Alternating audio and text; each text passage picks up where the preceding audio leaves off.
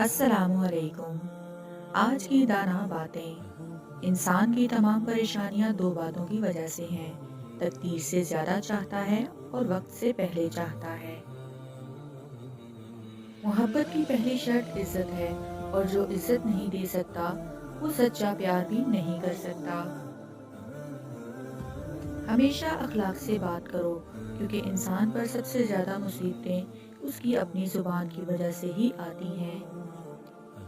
کسی کو چاہنا ہو تو دل سے چاہو، زبان سے نہیں، اور کسی پر غصہ کرو تو صرف زبان سے، دل سے نہیں۔ وہ انسان ہمیشہ غم میں مبتلا رہتا ہے جو اپنی ضرورتیں بڑھا لیتا ہے۔ انسان زندگی میں مایوس ہو تو کامیابی بھی ناکامی نظر آتی ہے۔